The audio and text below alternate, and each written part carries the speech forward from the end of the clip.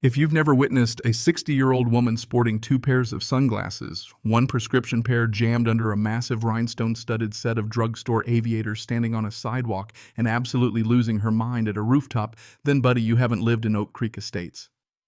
And you sure as hell haven't met Mrs. Higgins. Now let me set the scene. It's a Tuesday, painfully early 7:15 a.m. Arizona sun already burning through the sky, promising one of those try-not-to-die 105-degree days. I'm in my driveway clutching a mug of coffee I haven't even tasted yet when I hear her Mrs. Higgins absolutely shrieking. She's standing, I kid you not, exactly 3 inches past my property line on the public sidewalk. That's her sweet spot. If she steps on my grass, I turn the sprinklers on her. She knows this, we've played that game before. She's got one hand shielding her rhinestone aviators, the other waving frantically at my roof, hollering, "It's an assault." And Jack, do you see this, what you're doing to the community?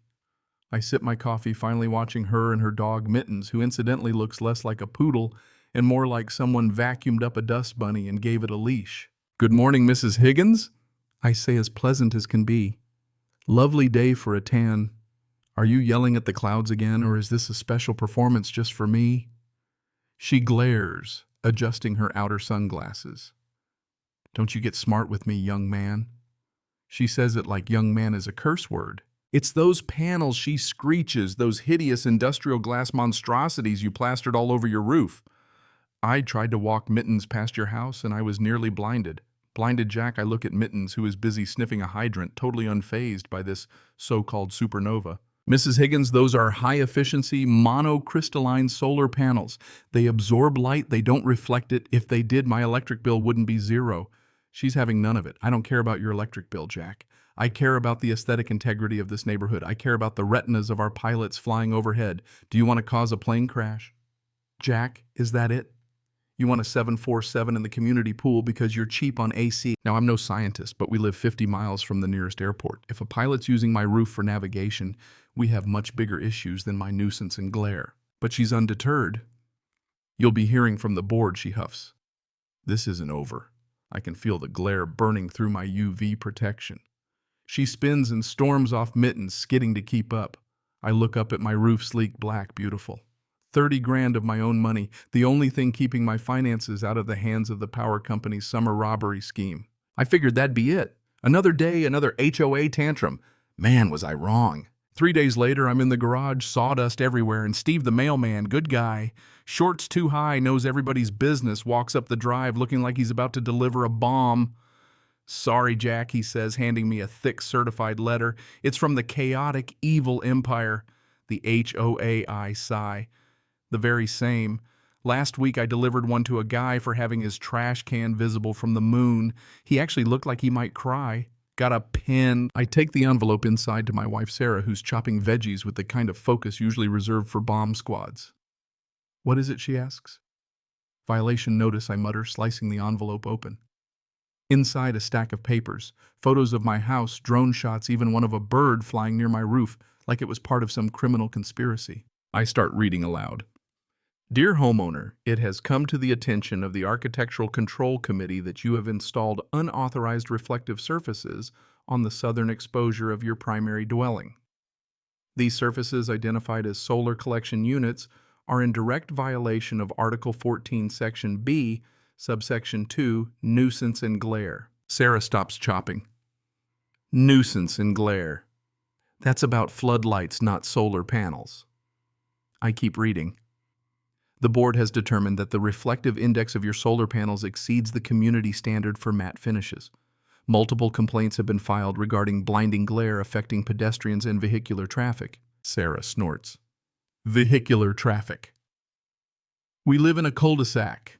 The only traffic is the Amazon truck and Mrs. Higgins circling for drama." Then the hammer drops. "You are hereby ordered to remove the non-compliant structures within 14 days.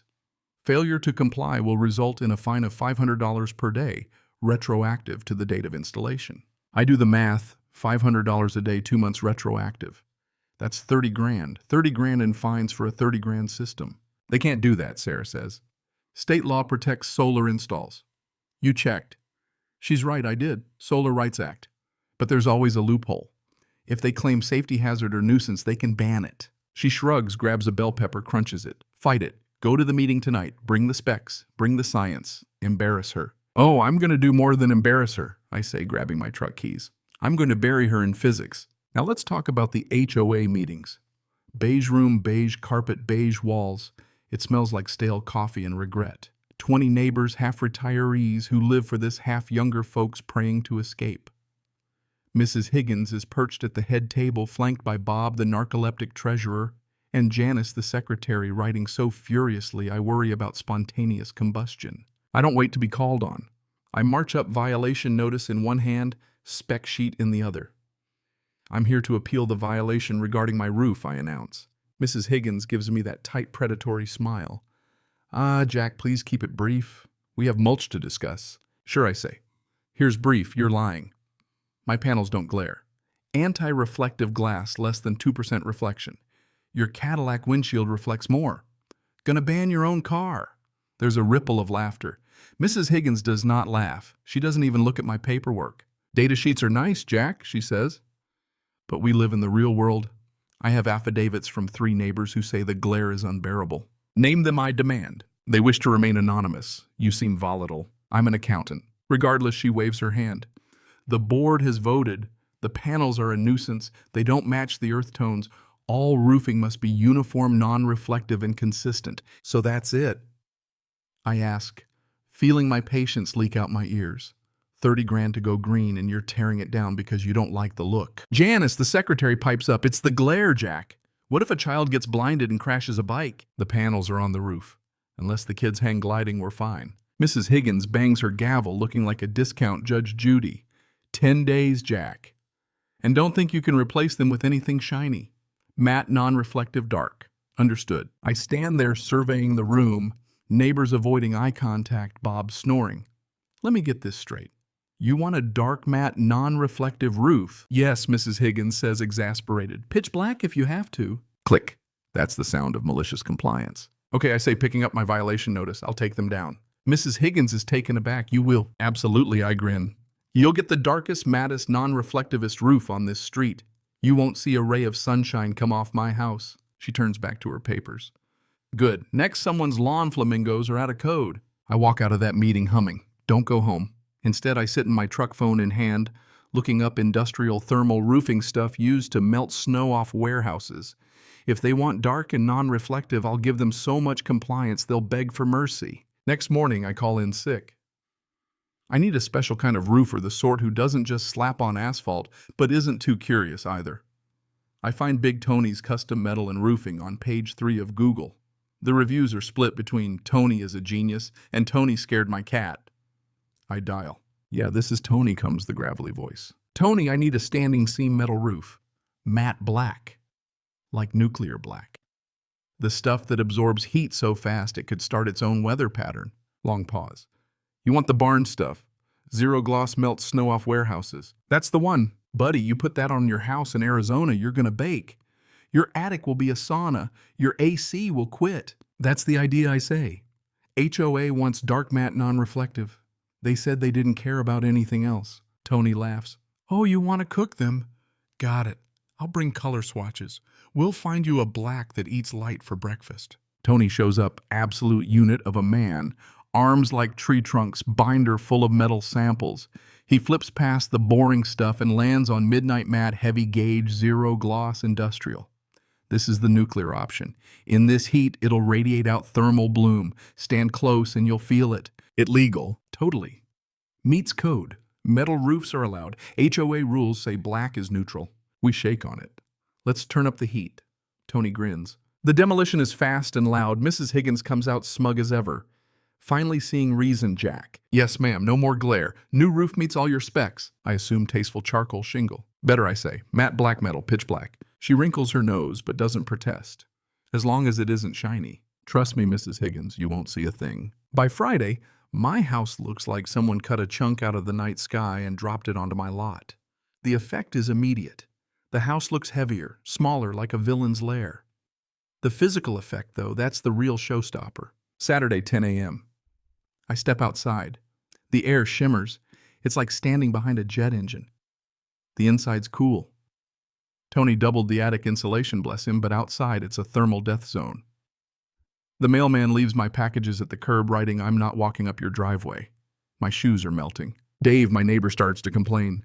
"Jack, my AC unit can't keep up. It's running nonstop. My kids are camping in the basement. My siding's warping." I feel a twinge. Dave's a good guy.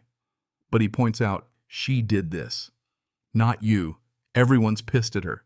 That's the twist right there. Suddenly the whole street's turning against Mrs. Higgins. An emergency HOA meeting is called. No AC in the beige room, a poetic touch. It's sweltering tempers, as hot as the street outside. Dave and the other neighbors have had enough. "You ordered Jack to do this?" "Linda, my fence is melting." "Who's paying for that?" She tries to argue, but it's hopeless. She's lost the crowd. "What will it take?" she finally asks, beaten. I stand, list in hand. 1. I'll remove the metal roof. 2. The HOA pays for removal and new roofing of my choice. 3. My solar panels go back up and I get permanent written permission for them forever. 4. You compensate my neighbors for their damages. And 5, this is important, I want a formal apology in the newsletter. From you. She sags, "Fine, just get the infernal roof off." Tony comes back laughing the whole time. The black roof comes off, my solar panels go back up, paid for by the HOA. They're beautiful, shiny, modern.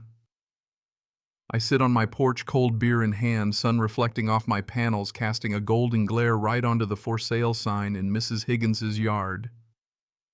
Poetic justice in action. Later I check the HOA newsletter. There's the apology right on page 1. Solar panels are permitted and encouraged. Sorry for any inconvenience. I smile, close the email, take another sip. Sometimes to save the village, you gotta set it on fire. Or at least turn your house into a toaster until the village begs for mercy. Here's what I learned. Looking back, you can follow the rules to the letter and still burn down the nonsense. Sometimes justice isn't about yelling the loudest or having the flashiest argument. It's about letting physics and common sense do the talking. Petty power plays can backfire, sometimes spectacularly. But here's the thing, where do we draw the line between standing up for ourselves and taking revenge? Is justice just about following the rules, or is there a deeper morality to it? If you were in my shoes, what would you have done? Ever had to fight your own HOA or pull off a little malicious compliance? Let me know in the comments. Share your stories, your wins, your failures, and your own taste of justice. Who knows, maybe your experience will help someone else survive the next HOA nightmare.